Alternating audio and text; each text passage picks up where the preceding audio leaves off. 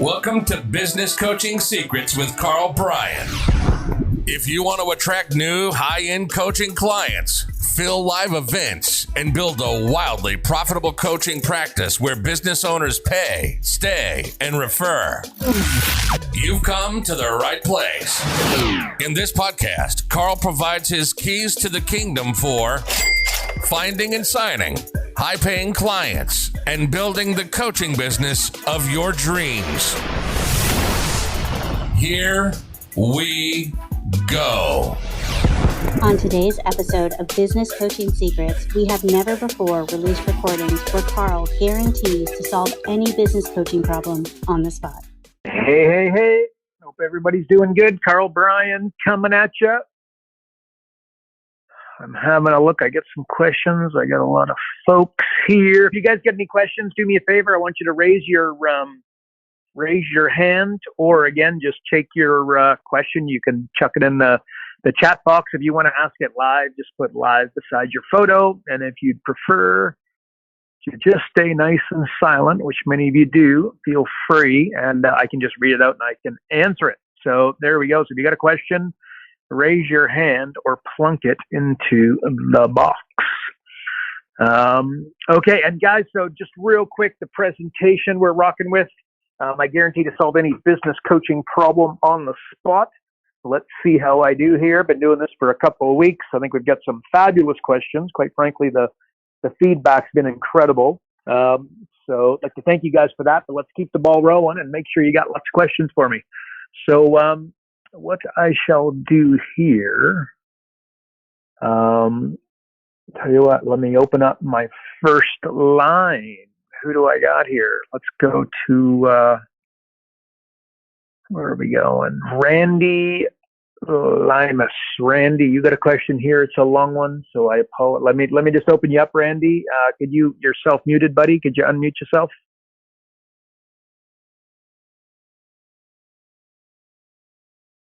Randy, you are self-muted. You got to unmute yourself, boss. Oh, there we go. Randy, you're live. Hey, thanks for taking my question. So you've told a story. It's very inspirational about a time that you were asked to co-host a sales presentation, and you ended up having nobody register to attend. And your fellow co-hosts thought it would be okay to cancel, and you thought, heck no, my name is on this thing. I can't do that. So you just picked up the phone and started dialing, and you ended up with a standing room only event. What was the script that you used for that? Boom. Okay. Yeah, I remember this well. Okay, so this is a buddy of mine. So maybe I'll just tell the whole story for those that haven't. Where did you hear that, by the way? Damn, that's an old one. Karl, I listened to a lot of my stuff. Oh, Karl. Yeah, I mean, it's probably just short of a restraining order, I guess, but not quite there. Not quite there.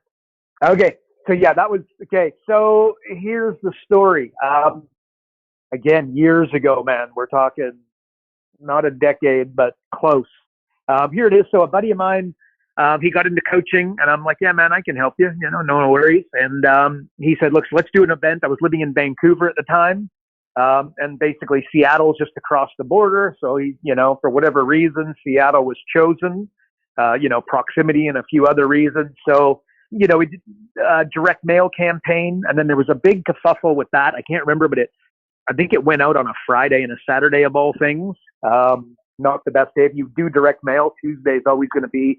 Generally, Tuesday will be your best day. You always test this kind of stuff, but that's pretty commonplace out there. Anyway, so we did it.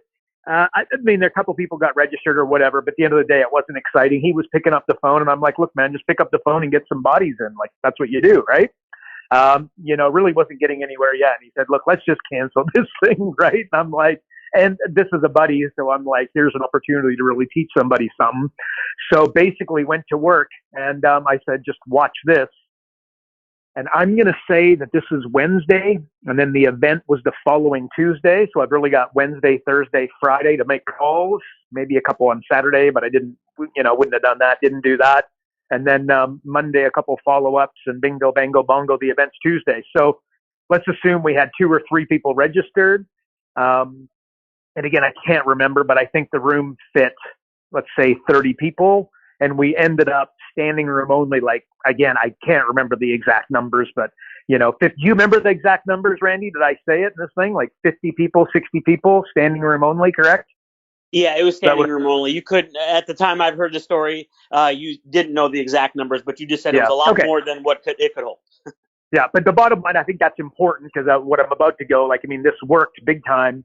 And not only did we fill it up, but we were at capacity and then some. So here's what I did.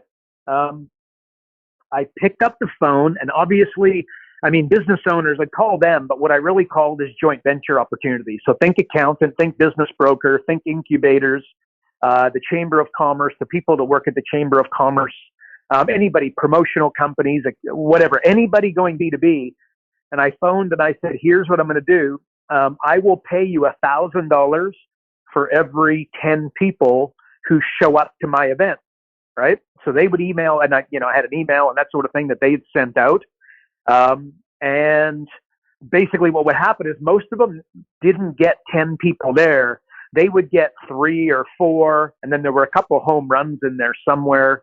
I think it was the networking group and then somebody else.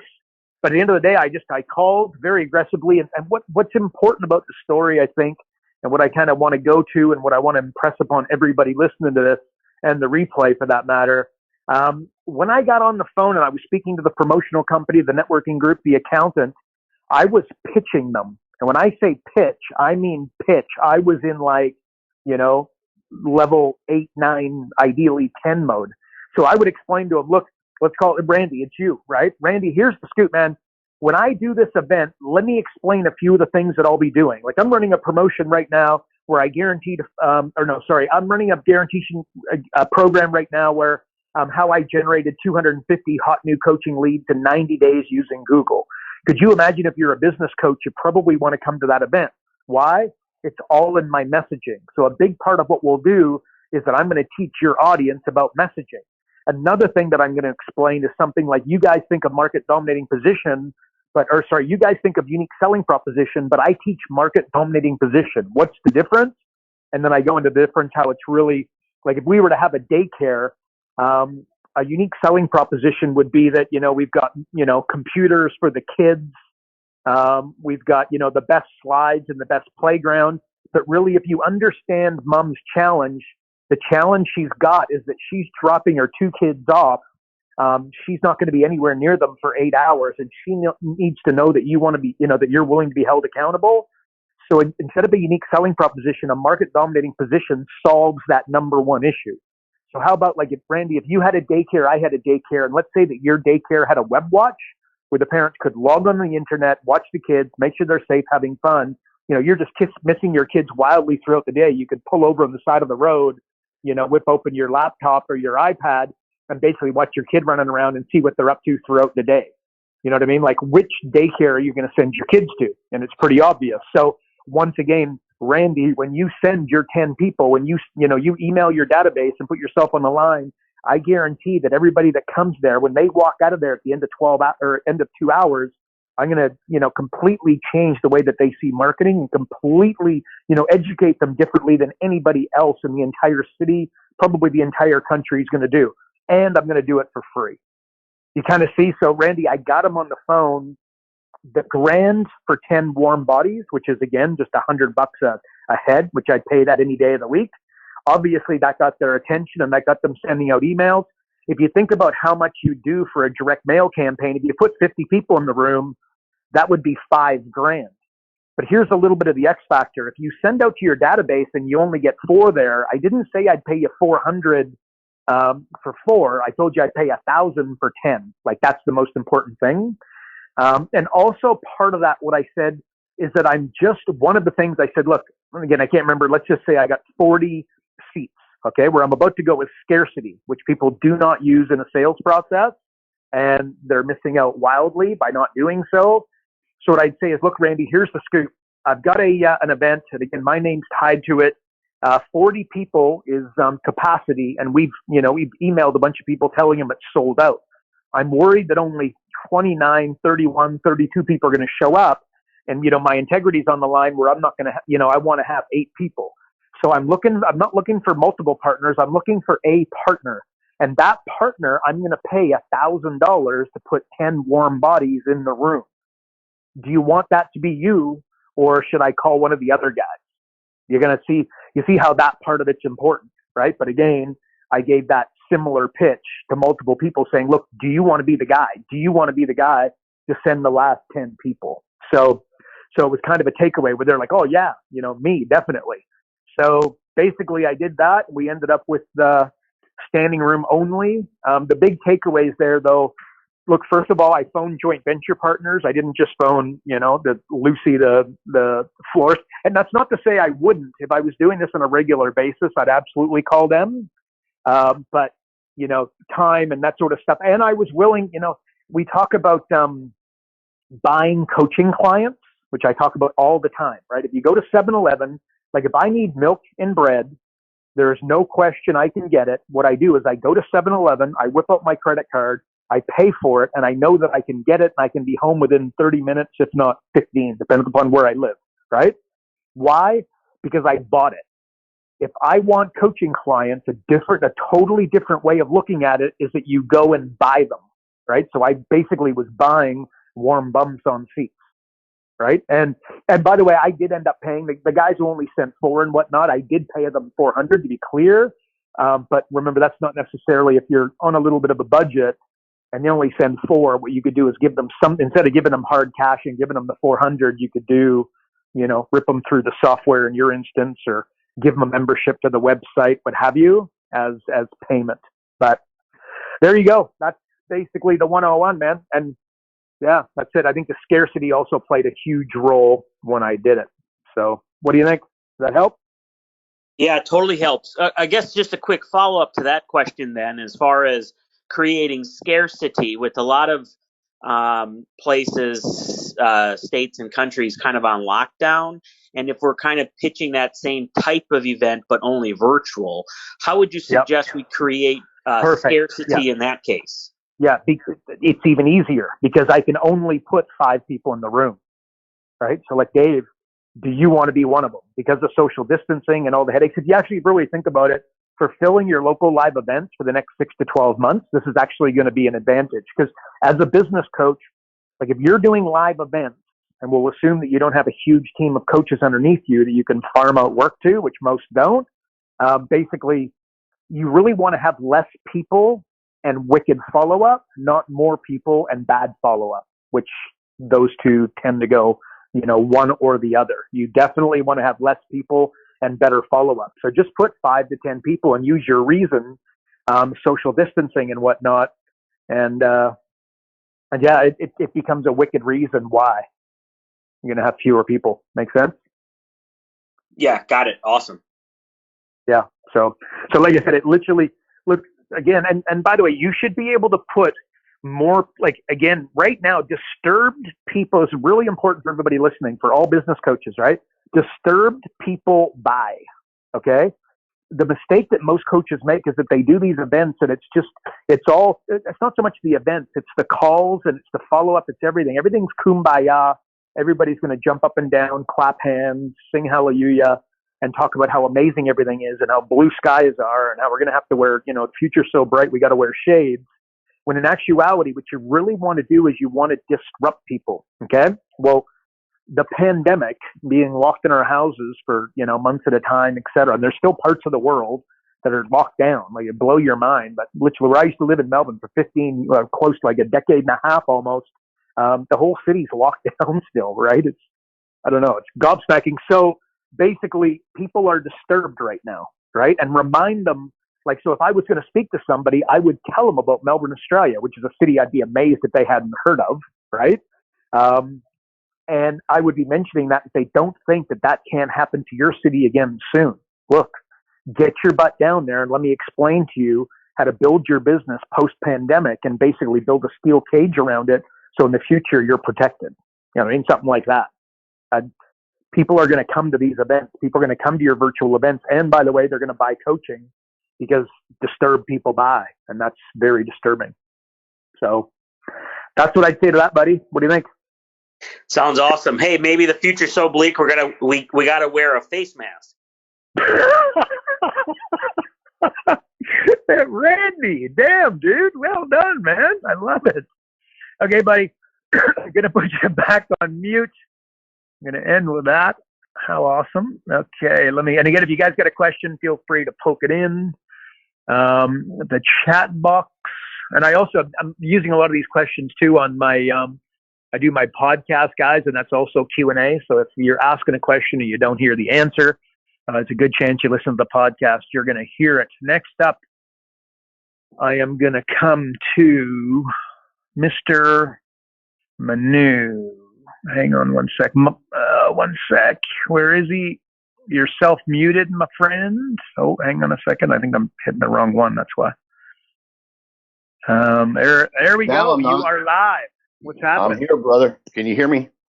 I can, man. What's happening? Awesome. What's happening? Awesome. That was a great story. Great story. I have a comment and a couple questions. The comment would be, for a while, I've been on a lot of so-called coaches and gurus lists and getting those emails and all that kind of stuff. And, after one or two, you kind of delete yourself from the list because there's no value. I got to tell you, the six-figure coach emails you send out, man, those are unbelievable. Thanks, man. You always got a funny story, and then you got a great tip for everybody. The stories, I look forward to them. They're great reading material at certain times of the day. So I just wanted to thank you. You are a legend, brother. Appreciate you, man. Great value. So my first question is this. I've been in the supplement business for 15 or 20 years, and I learned early on that if I could solve the number one reason why people stopped buying my product, I could keep them for a much longer period of time and increase that long-term customer value. So you've been in the coaching space for just as long. What would you say is the number one reason why coaches fail or quit? And then what do you do with your system and program to help not have that happen? How do you help those guys get through that? So solving the problem before it is a problem. Gotcha. Okay. First, great question. I'd say this, like Warren Buffett's got a funny story where he talks about, I want to know where I'm going to die so that I know not to go there. Right. I think if you really follow Warren Buffett, the guy's a freaking genius, and the metaphors and the stories that he used, like very seldom, not a very powerful, message in there. And effectively what he's saying there is that the reason you're asking why do business owners fail, so you can help them not go there, right? Like that's the magic. I'd say, look, first of all, if you line me up, you give me a room of 100 people and I say, what's the language of business? 80 hands will go up for marketing. The truth is, and by the way, this is Warren Buffett 101. The real language of business is accounting. But the average person will tell you that they're, poop scared of numbers and whatnot. So that's, and it's not like you need to become an accountant or by any stretch, but to not understand the basics and think of it more as just the numbers within a business. Think key performance indicators over accounting would be a good idea. But let me answer. So I would say that there's a lot of businesses that own they're more of a promotion than they are a business, right? Like a templated example I use often is that, like if you go to the, Craigslist or like there's people selling purebred dogs like crazy. And I say, look, don't sell dogs. You want to sell dog food, right? Repeat business equals profit is the message there. And I'd literally give you the dog for free to sell you the dog. The same way that I'd give you the coffee machine for free to sell you the coffee. And then I wouldn't build your pool for free to service your pool. But if given the option between the two, I would definitely service your pool and want to open and close your pool and sell you the chemicals as opposed to charge you $50,000 to go dig a big hole, right? Like one business is one of those, those examples with the back end are sellable, like assets that you could build. And the other ones are just one-off promotions. So that's a boo-boo. I would say that, and again, I don't know, again, I think I'm giving you a few here, but I do think that it needs you know what I mean? It's more than just a black and white answer. No doubt you realize that. Right. Right. Value, like most people, it's like you're in the supplement game. Most people in the supplement game are completely besotted with marketing and lead generation, making sales, you know, getting into GNC and these types. And the truth is that what you really got to be completely dialed in on is creating the best product. Or look, and you want to be careful with, you know, poo-pooing lead generation and marketing, most definitely, but to not spend an enormous amount of time within your business on building value and building up the product would be a huge mistake. I'll finish with this. Look, the three. So if you were to press me and just say, what are the primary ones? Number one is that they don't sell a market need. Okay. So, just, you know, I notice it's market and need. So you need a target audience, you know, mothers over the age of 35 with kids under the age of 5 years old, right? So a really tight market, and then solving a need for them. Okay. So those mothers probably need daycare, especially if those same market that I just described is working, the need that they have is daycare. Well, there's a market to enter. I mean, number two would be cash flow. Businesses don't go out of business because there's a lack of sales, a lot of opportunity, even a lack of profit. They go out of business because they run out of cash. The end. Like Walmart, if the pandemic hit while Walmart was, you know, building 20 years ago, this would have put them out of business. The end. Right. So again, it's not that there wasn't massive opportunities, and it's not that he wasn't willing to jump in an airplane and fly above the cities and work out where these locations should be. It's that he would have run out of cash, right? And then the third one I would say, so one is market need, two would be cash flow. And then the third one is a big one, especially for business coaches, is building a team, right? So you've got, I think I might have said this actually last week, so I won't go off on it, but just, if you are a good salesperson, you need an analytical person near you. And if you're an analytical person, like a really good coach, you should be hiring a salesperson, right? The end. So I don't know, man. What do you think? Does that help you? Do you like that? Yeah, that's great. That's awesome. So a quick follow up to that. I don't know if it was an email or I heard you on a call or something. You were talking about how small changes create compounding results versus linear. And I was kind of puzzled for a second. Could you explain to me what your differences between the two are? Because I know some people have different, you know, things that they think when they think compounding versus linear. Yeah, got it. Okay, that's a good question. Because are you looking at your screen? Do you see the software, Profit Acceleration software up here? I sure do. Yeah. Okay. So, answer. So if you have a look at the top, you see how like you got an impact. Actually, I might explain this differently. Let me do this. I was hoping to get a reason. So here we go. Like this is what I would say. The software is fundamentally built on a similar principle to this. You see how there's 1 through 5 on the left-hand side, right? So there's 5 ways to grow a business. Mm-hmm. Basically, you got leads, conversions, transactions, pricing, profits. We have an online business academy, right? It actually has 7 areas, but let's just take the core 5. So basically, what most people do is they come in and they want to run Facebook ads. They're completely besotted and obsessed, and all they can think about is lead generation and marketing, as an example, right? So they go hire somebody to start running Facebook ads or whatever it's going to be, driving traffic on Google.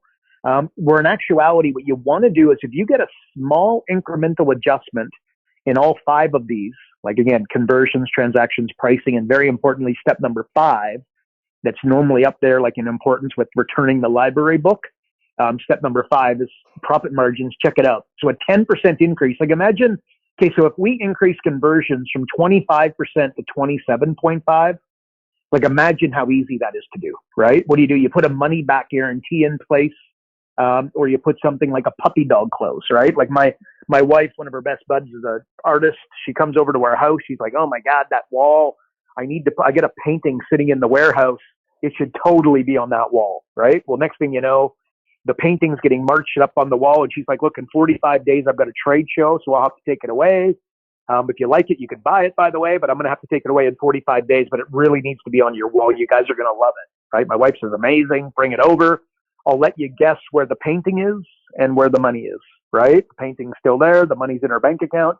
Call that a puppy dog close. Or like in our world as coaches, you could coach me for free for 4 weeks, and then start charging me on week 5. right? And I know I got coaches there going, oh my God, coach for free. Is that a good idea? Tom Brady threw the football for a while before he started getting paid. Okay. And Wayne Gretzky was passing the puck before he started getting paid for a while. To do a little bit of free coaching and really hone your skills could be a pretty good idea. And you'd have to be a really good coach to coach somebody for free for 4 weeks and then have them sign up on the 5th. So guess what? You'd be sharpening your saw in a very real and tangible way. So basically conversions, by increasing those from 25, like if you did those two initiatives, if you offered a money back guarantee and a puppy dog close with your coaching, do you think you might be able to get, an extra, could you increase by 5%? Clearly that is, an obvious one. Another example of step number 5 that I would encourage everybody to think about. See, this company on the left's got a 25% margin. If you run Facebook ads or make sales or make some money, like make sales with this customer, for every dollar they make, they keep 25 cents, right? Well, when you go to their credit card statements, you go to their expenses and you save them $1, guess how much they keep? They keep 100 cents, right? So you see there's a 75-cent variance there on every dollar. When you first start working with somebody, if you're looking to put money in their bank account, which you should, you want to put runs on the board really early. You ever seen the movie Wolf of Wall Street or Boiler Room? This is exactly how they do it in the stock market. It's not by accident. They get you a short-term win, and then you empty your bank account, and it often works works out very poorly, okay? But this is the strategy. But the bottom line is, there you go. So check it out. See the 10% increase in the 5 areas? Bingo, bango, bongo. You go from 62 grand. So if you're a $2,000 a month coach, that's 24 grand. There's $40,000 a jam with a 10% increase, which is so easy to do, right? A 50% increase, look what happens. So this is why you're I'd imagine asking the question, right? You take a company from 62 to almost $500,000. Like the question I get, like, how in the world do you do that? So what's happening here is just think about these numbers without going too in depth. Numbers are multiplying as opposed to adding.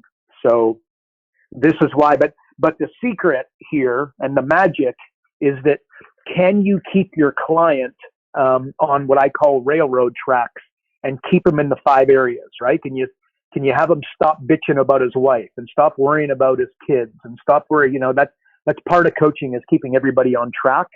So anyway, and then imagine if we took that, instead of just 5 areas, we had 12 areas. So basically, and then if you go here, on the software, and imagine if you didn't have 12 areas, but you had 40 areas. So just have a look on the left-hand side and check it out. So basically, this is the Breakthrough 40. This is just a more advanced part of our software I've taken you to. So bottom line, I don't know, does that answer you kind of see that compounding effect? Yeah, that helped out a lot. Appreciate it. Cool. All right, man. Appreciate it, buddy. You're welcome. Appreciate the kudos too. You're a legend. I'm going to put you back on mute. All righty. Next question, my buddy Wes. Wes, I'm coming for you, bud. You are muted. Please unmute yourself, Wes. You got your question, e-learning academy. Wes, you're muted, my friend. There he is. Wes, you're live. Hey, Carl, how you doing today? Fabulous, buddy. What's happening, man? Good. Hey, I'm just putting the final touches to a joint venture presentation for a 3-partner accounting firm. And one of the things that I wanted to look at was, because I've positioned the e-learning academy with them as, here's your website, here's your revenue generating stream. Can I do the same kind of thing with a network organization, or should I just look at, saying, hey, here's access to my e-learning academy, let's split the revenue 50-50? I'm sorry, the question might have gone over my head. The question is yeah, that's okay. Can you just ask it again real tight? What would be better, provide a white labeled e-learning academy for a network organization, or just sell them into my system and split the revenue? Oh, I see. Oh, gotcha. Oh, man. Well, for you, you're building a team of coaches, right? You're a little bit different. I want to lose everybody listening here, but no, you should most definitely be, going to them and saying they're going to earn the revenue from their own members. Just for everybody listening, Wes is in our program already, and he's actually building a team of coaches underneath them. Super successful coach, actually lives in my old hometown, by the way. So that's where I'm going with the question might be a little different from others listening, but he's basically what I'm suggesting he does is instead of go to the networking group and then say, let's go 50-50 and all the members you put in my membership site. What they should do is own their own and earn all of the revenue. And then they'd be partnered with him and they pay him some money and he's got a bit of a profit share thing going on with them. So that would be the answer to that. That I would put him underneath you. Let's put it that way. Excellent. Appreciate it. Thanks very much, Karl. Cool. No worries, buddy. And I hope for everybody listening that you guys followed that. Hang on. Who's next here? Oh, Tony's asking about sound. Hopefully, Tony, you got the sound going there, bud. Where am I going? Bo, I'm coming for you, Bo. Actually, you know what? Oh, there we are. Bo, you are self-muted. There you are. Bo, you're live, bud. Hey, Karl. Love your daily newsletters. And Thanks, man. I'm using your jokes a lot. Appreciate it. Every time I hear you speak, you say, the first thing I do is I go into my client and I say, I can help you save $100 in 30 minutes or $150,000 in the next week or whatever. Yeah. So how do you know what that is? How do you figure that out? Where does that come from? Okay, I want to for everybody. So basically, what we say is we can find any business owner $100,000 in 45 minutes without spending $1 on marketing or advertising, right? Yep. Okay, I want to. In fact, I want to open up that same. Just have a look. Everybody looking at their screen. Bo, look at your screen here for me. Remember, see this example, right? Yeah. So it's not just savings. It's also find. The word is find, right? So step number 5 is me going through your credit card statements and your expenses and, refining. Like they've got magazine subscription they've had for years. They've never gone to their landlord. They're paying $5,000 a month. They've been there for 3 years.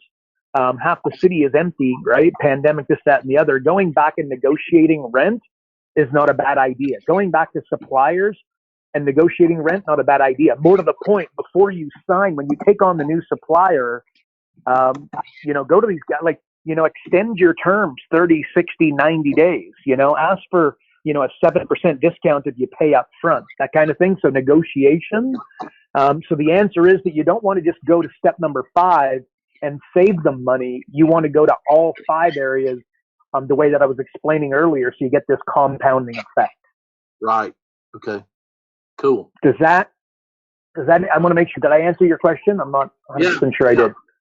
I just didn't know exactly where the info was that you were looking at and what you were thinking. So that's very helpful. So well, real quick, let me just let's say that you're a business coach, right? And I say, okay, well, if you ever run a local live event and you say yes, and I say, okay, how many people in the room? And you say 10. And then I say, how many people did you sell? And you say 1.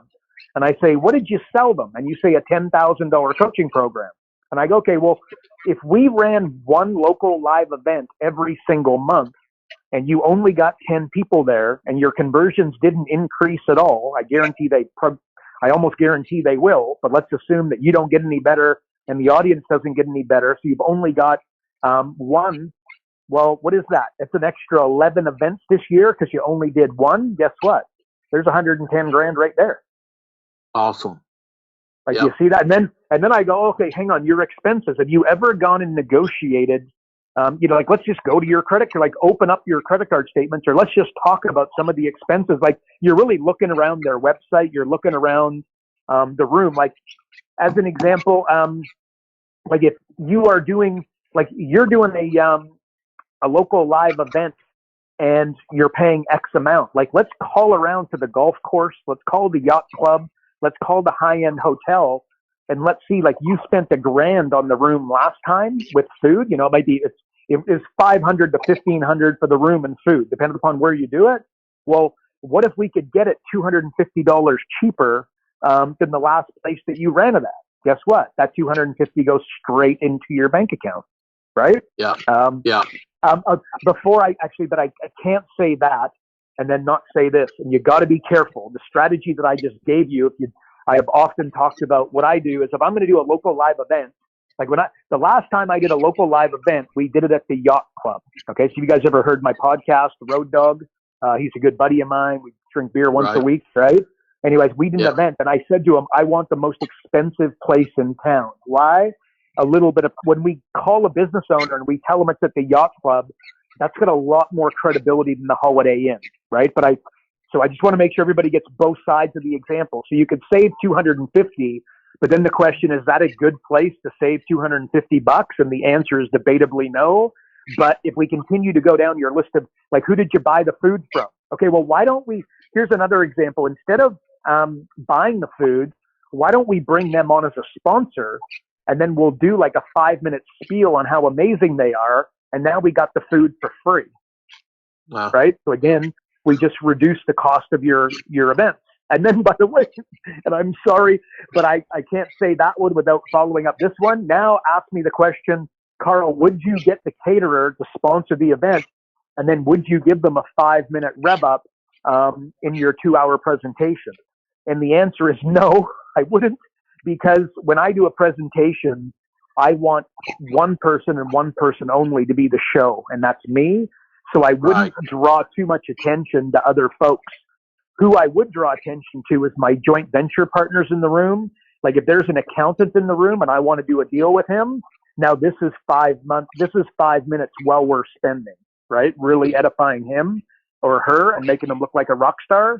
But I hope I'm giving you the process that I'm following, right? Yeah. Does that help? That's helpful. I got a joke for you. Beautiful. Let me hear it. Why didn't Beethoven like chicken? Why? Because every morning he'd ask them, who's your favorite composer? And they would go, Bach, Bach, Bach. That's Bo. On behalf of everyone listening, firstly, thank you. And B, that's awesome, man. Well done, dude. I love it. Appreciate it. Okay, you bet, Bo. Thanks so much, man. And again, guys, if you got a question, just put up your hands or put a question in the box. Ben, I'm coming for you, boss. Ben, you have got a question. Hey, Karl, how's it going? Yo, fabulous, Ben. How's it going? I'm doing good. Trying to stay warm. It's coming. It's coming. I don't want to name it, but it is. But anyways, no, I didn't have a question. I just wanted to say hello from Winnipeg and just to show that I'm in here. But you do a great job, putting attention to people in the audience. So yeah, I didn't have a question. I actually went off a 10K presentation that I did for a couple of prospects and a possible joint venture. Yeah. And it went well, actually. It went better than I was thinking it will go. So well done. That was nice. Cool. So let me do this while we got you live. If you had a question, what would it be? You know what? People that I came across few people today that they were using the strategies already, and to a good extent, actually. So in a hypothetical situation that you are falling on a person that does, not all of this, but does almost all of this. So what would be your course of action? Yeah, beautiful. First of all, that would be the very rare, like if you pushed a little bit, like I go, do you have joint ventures? And they go, oh yeah, for sure. And then I go, okay, give me an example, like push them, right? Give me an example of one. And then they give you the example, then push them and say, okay, well, how many in the last 12 months, what were the sales? And I dare say you're going to find that you'll be, bitterly disappointed. Some people just like to kind of pound their chest a little bit. On a slightly different note, I've found, like I've had that scenario, and what I have found is that my positioning wasn't strong. So they felt like they were being sold something. So they were just telling me yes, yes, yes, yes, yes, to kind of just understand what the whole process was. And because they knew if they started saying no, they were going to get put into a box where it was like, you buy something. So you might want to, I would challenge you on the positioning prior to that call. And I've been wrong before and I could be wrong here, but so two things. One, what was your positioning prior? And it might not have been strong enough. And then two, just some people like to hear themselves think, or, talk. I mean, you know what I mean? I don't mean that to sound like a jackass, but, they just, want to rah themselves. Push them a little bit. Like, do you have a down sell? And they go, oh yeah. Say, oh, okay. So explain it to me. Oh, and by the way, over the last 12 months, how has it gone? So that's what I would do, number one. But number two, if they actually do have everything in place, and again, 1 out of 100 times that will be the case, I would say this is amazing, because if you give me the option of working with somebody, I love the idea of working with somebody who's good, and then I can help them make them great, and then I can take somebody great and take them to outstanding. This is a much, much, smoother path. So that's basically, holy cow, man, our relationship is going to be amazing because you've already got this stuff in place. One of the challenges that I have as a business coach is that I've got to start from a standing start on a lot of these different initiatives. You've already got them on place. So really my job's just going to be pouring gasoline on an already lit fire.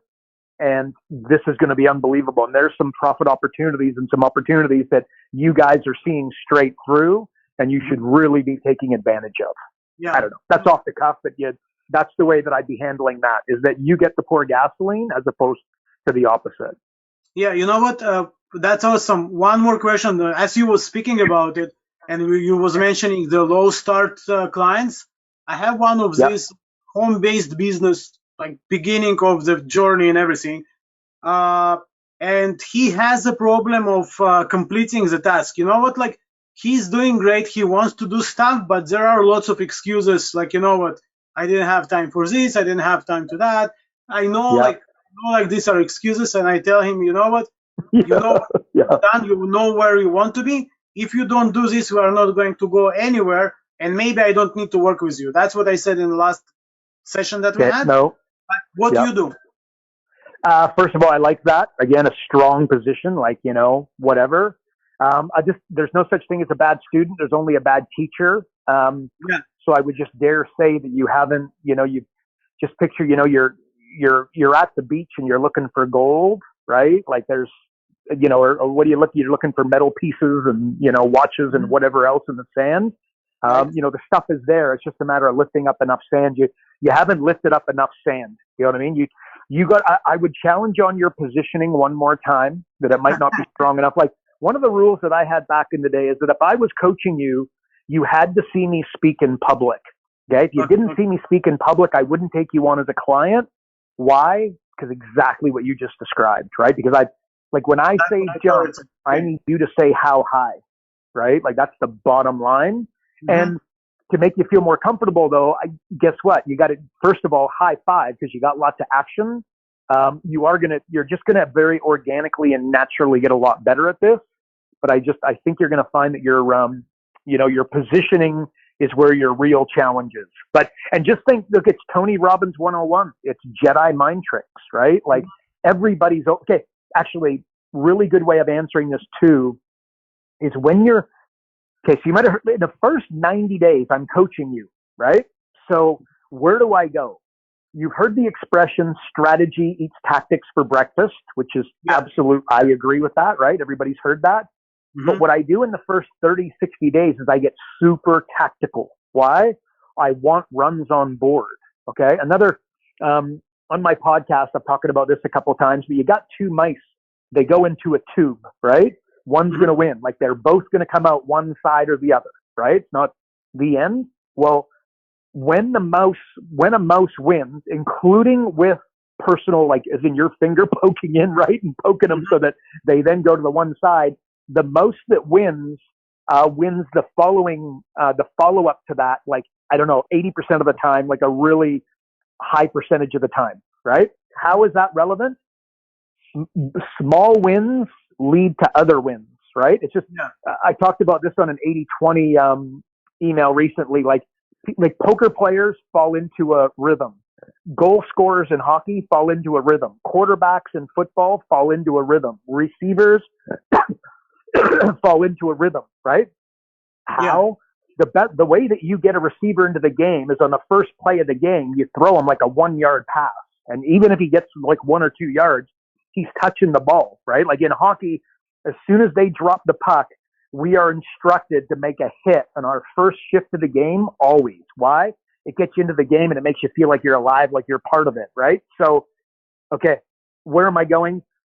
You might be getting to, when you start working with these guys and the stuff that you're talking about, I want you to think tactical and small, little, easy wins. Like market dominating position is a really important topic and something you, me, and every business owner should have, but it's highly strategic and can be challenging. You don't want to wait 2 months for them to work out the market dominating position and the one they really love. You follow me? Yeah. So true. it's okay. So let me give you an example. Following up with past clients that are no longer working with you and making them an offer that's almost impossible to refuse. That's an example, right? Creating a cross sell. Do you want fries with that? Okay. So whatever type of business they have, basically they throw that, they come up with the equivalent of fries and they sell that every time they close a deal. Yeah. Make sense? Mm-hmm. Yeah. So I start with more products and increasing the price right away. Yep. And I totally understand you. Like you need to encourage and to celebrate these little wins. I fall short for myself, and then I feel miserable and beaten by myself. But for my clients, I try to click and find something that to say, hey, what is your win? Great, good job and stuff like that. Yeah. Okay. You bring up another really good point. Okay. And Ben, for somebody who didn't have a question, we're doing pretty well here. Okay. Here it is. You will always do more for others than you will ever do for yourself. That's you. That's me. Everybody listening. It's your mom, your dad, your brother, your sister, everybody. It's in our DNA. Right. You got blood and oxygen. That's a fact. So like when I talk to a coach, and let's just say we're going to go to, heaven forbid, cold calling, right? Oh my gosh. The reason you think about it as a cold call, because you're thinking about you, right? Like if you introduce me to somebody who suffers from depression, I'll introduce you to a very selfish individual. Why? Because they're completely fixated on themselves, right? And that's not a shot at anybody with depression. I totally get it, right? But I can tell you that you can't be depressed and be thinking about other people, right? So one of the solutions to depression is finding something greater than yourself to concentrate on, think about, and act towards, right? Yeah. So with that being said, if I were to get you, heaven forbid, to pick up the phone and make a cold call, I would say, look, here's the scoop. Divorces happen from lack of money 100 times more than they do lack of love. Okay. And separations as well. Well, I want you to think through what happens when somebody gets a separation. What happens when somebody gets a divorce? They have kids. Kids suddenly get spread between two houses. How's that feel? Oh, and then one of those houses brings in stepdaddy and the other house brings in stepmommy. And before stepmommy and stepdaddy, there's normally a couple of, boyfriends and girlfriends. And how much do you think the kids enjoy meeting this individual? And then it's back and forth. And then it's the phone call between mom and dad that they can hear, where they're screaming and yelling at one another. And then it's the kid takes up smoking because he's stressed out. And if you know anything about smoking, if you speak to a smoker, you say, why do you smoke? And they go, well, it relaxes me. Well, if you understand smoking, guess what? It's a deep breath. Yeah. The reason it relaxes you is because you're taking these monster, you're taking these big deep breaths, right? That's why it's calming you down. It's not the smoke in your lungs, right? But anyway, so basically, so I'm talking to somebody about making a cold call, and I'm explaining that when they call, I want them to call for that little kid who doesn't want to meet his stepmom. He doesn't want to ever meet her. You know what I mean? Like that's worth picking up the phone for. Like you got to go. So what I did is I just created a story. The reason, or another example is I open up the newspaper, I look at the magazine, I look at the yard sign, I look at the Google, like their website. I look at the Google listing, the local listings. I go to their ads off of Facebook. I look at, the comments and whatnot they're making on different posts on Facebook, right? And I can see the mistake in the positioning and the horrific ads that they're putting out there. And I say, look, that ad that you're running, like that billboard on the side of the road. If you've got kids, spend that money on getting them to Disneyland instead of that damn thing, because it's never going to work, right? Or the sign that they've got on the side of their truck, right? Or the the sign they're putting out the front of the house when they're painting it, right? They can make it so much more powerful. Call them not to make money, not to make coaching sales. Call them to help them. That's it, right? Well, guess what? All of a sudden, these calls happen at 100 times the rate because you're not calling for you and how much money you're going to make. You're calling for them. You're calling for a greater purpose. So that was a long-winded way of answering. Like, I totally get it, but you got to work towards something bigger than yourself. Like it's Tony and any, personal development guru, if they'll spit that out. So you'll do more for others than you will for yourself. So you got to make sure that you're concentrating on others and not you. Does that make sense? Absolutely, Carl. Thanks for bringing it all up. And yeah, once again, we have few interactions with you already, and somehow it pops up at the same time. I will look on my positioning and talking about caring about people. You know what? That's really true. Like if you don't care about other people, there is no chance we're going to succeed in it. And I'm here to make difference. So I'm going to stay around. Thank you very much, sir. Okay, you beauty. Okay, I'm going to put you back on mute. Who am I going for? Daniel, I'm coming for you, buddy. Daniel, you're muted, my friend. There you are, Daniel. You are live. Hey, Carl. Thanks for taking my question. Yeah, so earlier you were talking about, a slam dunk close where you give a money back guarantee and the puppy dog guarantee. I've heard of the 300% ROI, but I haven't heard of a money back. Could you maybe give me an example? Yep. So, okay. Oh, hang on, let me just mute you here. I'm getting some feedback 1 second, and you'll answer this, and I'll open you. There you go. Okay. Answer to that.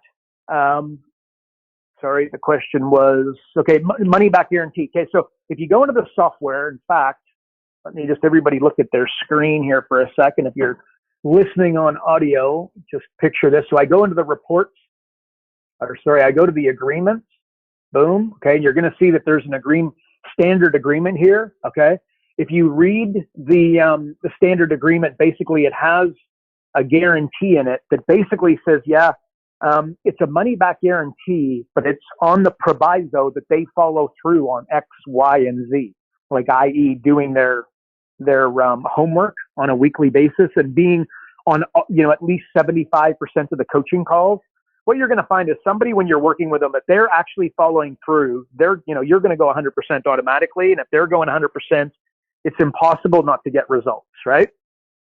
So basically, you feel very, very comfortable that if you offer a money back guarantee, as long as you put the onus back on them, that they've got to follow through. Because here's the question. Let's assume you work with somebody, and again, arbitrarily, they pay you $5,000 over X. You're $2,500 a month. You're 2 months into it, and they're not getting results, and they're stopping, and this isn't working, and you're the wrong guy, and it's the wrong business, and it's not working. Well, there's a debate to say that you don't deserve the money anyways, right? You could always offer a money back guarantee, and I'm not saying everybody has to do it and not doing it, and talking about ethics and integrity and all that stuff. It's just for everybody to work out for themselves. But basically, you're working with somebody.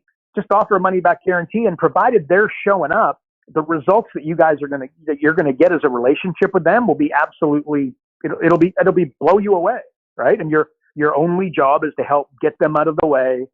Remember the 5 steps that I showed you guys earlier, right? Leads, conversions, transactions, pricing, profits. Always making just small incremental improvements in each of those 5 areas as you're moving along. At the end of 12 months, the money that you're going to make them, it's going to be absolutely obscene. The biggest challenge that you got is that they're going to have marriage problems or problems with their kids, and then you struggle to get into the business because you're always playing life coach, which the guy who you have to play life coach because he got the separation, the divorce, or the kids are having challenges, etc. It's not the guy that's asking for his money back at the end of 12 months. The reason that he hasn't got these wicked financial returns is because he wasn't spending any time in his business. And you know what I mean? I'd be amazed if you've got a challenge there. So anyway, I just want you to feel comfortable with that. Offer a money back. I've offered a money back guarantee. When I close coaching clients, it was a money back guarantee every single time. And I can count hundreds of deals, and I can count on one hand the number of times that I had an issue, right? And it was an issue, and guess what? You just deal with it on an ad hoc basis. And let's do this maybe a little bit differently. Let's offer a money back guarantee and assume that a lot of people out there are shysters and going to screw you and rip you off. Well, if a money back guarantee helps you get 10 deals done over the course of 12 months, and then let's say 3 take advantage of your guarantee and ask for the dough back, you're plus 7. And again, it's really not that big of a deal. And really what it is a live and learn kind of scenario. So that's one way of answering the question. Another way, Daniel, and I'm going to open you up and make sure I'm helping out here. The other way that you do it is on a month-to-month basis. Like when I do a joint venture with, say, the accountant, the bookkeeper, the networking organization, the magazine, the newspaper, the digital marketer, the online directory, what have you, what I do is offer a money back or a month-to-month money back guarantee. So it's like that way the accountant can't be vulnerable. So the deal is with the accountant that, yeah, they're going to pay me $2,000 a month, but everybody's going to be on a month-to-month agreement. So in any 1 month, I don't deliver, they're not happy. They don't get, if we work 6 months and they exercise the money back guarantee, month 5 is vulnerable. The other 4 were realized, and I did my job, they did their job, and everybody's even on that one. So Daniel, let me open you up. I want to make sure I answered that well. Daniel, you're self-muted there, bud. Daniel. Oh, he's raising his hand. Maybe he can't. Okay, there he is. Daniel, you're live, bud. I think you remuted me. So, yeah, no, that definitely. Sorry. Thank you for that very much. Cool. Okay, there you go. That all good? Yes, that's good. Thank you, Carl. No worries, man. Okay, and now I'm going. Guys, I'm going to shut this down here. I apologize, but I need to bolt. Who am I looking for here? Dan, where'd you go? I'm coming for you, Dan. Dan, the man. Where is he? Here he is. Oh, Dan, you're self-muted, my friend. You got to unmute yourself. What is this question? What is the best way to find? Okay. Dan might not be able to open himself. That's all right. So look, Dan's asking about how to find salespeople. First of all, I got to tell you, there's more salespeople available right now than ever before. Where I've had success in the past is when you're looking at, and depending upon what kind of salesperson you're looking for, but as a business coach, what I'd encourage you to do, and what I always did, is just hired lead generators. Okay. So basically think boiler room, and somebody picking up the phone and putting bums on seats for an event. And basically what I found, like say somebody's blind, or like has a handicap, somebody doesn't get out of the house very well, they're in a wheelchair, that kind of thing. Somebody with a handicap, you can help them set up their own little business, picking up the phone and phoning, for you and maybe on behalf of another business coach. They can be super reliable, and you can really, like, you can get some real home runs. Or somebody, like a young gal who's got a newborn baby, right? So she's happy to work 4 hours a day. She just doesn't know which 4 hours she can work because, Bub's sleeping or not sleeping. So that is something to think about. But salespeople, look, you get really clear on what you're looking for and you advertise. But the biggest thing, and I said it earlier when, I talked about the 3 reasons why businesses fail, and Warren Buffett says he wants to know where he's going to die so that he doesn't ever go there. That's a place that you die. Not building out your team is a huge mistake. Like and I'm going to go on the proviso that you want to grow, at least $250,000, but let's say a $500,000 coaching business and move towards $1 million, right? Like you're just not going to do it on your own. That's the end, right? In order to grow, you've got to bring on team members. You got to take them seriously, which means they actually have to make some money. I talked about that yesterday on my podcast, which will be live here soon. So anyways, that's the answer to that. I might just, let's have a look here. Some of these questions. Okay. I'm going to answer one more here. What is this here? Should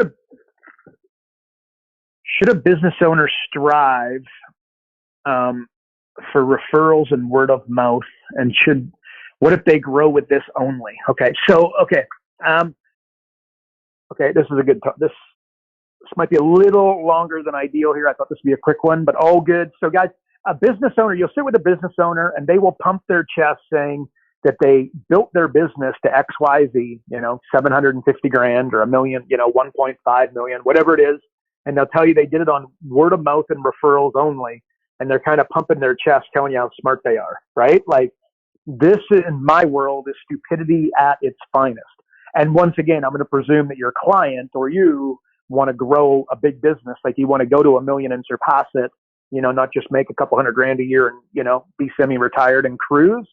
If you built your business on word of mouth and referrals, and what did I say, to 750 grand, like, basically advertising is you just pour gasoline on those word of mouth and referrals. Like, you'll always have a glass ceiling if you're only going referrals and word of mouth. You'll never have, that explosion, right? Like, I've often said this, advertising the profit is a superpower, right? Like, and to say and most people, what do I also say? That everybody hates advertising until they need to sell their own car, right? Think about that.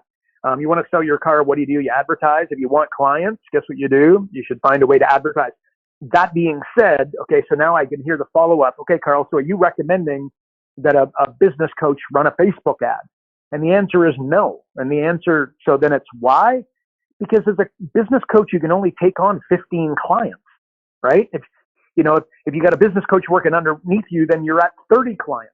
Do you really need to run if you really understand Facebook advertising, which is about 100 times more complicated than most would lead you to believe, and 100 times more expensive, by the way. And you could, and you can, and if you understand Facebook ads, go for it. It's a great idea. But why would you? If you could just go form a relationship with the accountant who's got 400 clients, the gal that sells memberships at the Chamber of Commerce who signs up, 100 members a year, 300 members a year. Go to the association, right? That the association of chiropractors, and build a relationship with them, or the association of the XYZ niche. Like, just go to joint venture partners. And remember what I described earlier, buying clients and being a little bit more aggressive. Remember again, I go to 7-Eleven, I just pay, I whip out my credit card and I pay. So that's what I would, that's what I'd be saying over advertising. With that being said, but you could run, like a Facebook ad, or you could go to the chiropractor and pay for advertising on his website, which again may or may not be such a fabulous idea, or the chiropractor. But there's a zillion ways out there.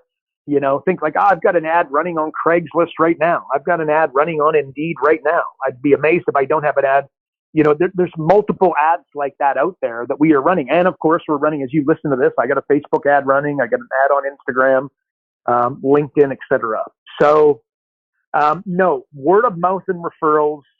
Somebody who tells you they grew their business on that and pumps their chest is just somebody who doesn't know what the hell they're doing. If you want the explosion, you want your clients to have the explosion. This is again where you disrupt them. They just don't understand business. Like, that is a really stupid thing to be thinking. Okay. So guys, to finish this up, if there is a quick question, actually, one sec here. Where am I trying to go here? And if you guys are interested in getting together, coachingclientsnow.com. Okay. Go there and we'll help you. There's a few calendars, so we will gladly help you guys. Just one more, and I apologize. I got lots of questions here, but I apologize. They're a little bit, just give me a sec, guys. Yeah. Okay. So no, that's what we got, folks. That's all for today. Next week. And again, the question didn't get answered. Listen to the podcast. Be amazed if I'm not handling it here over the next few weeks. Appreciate you guys showing up. Appreciate you guys playing full out.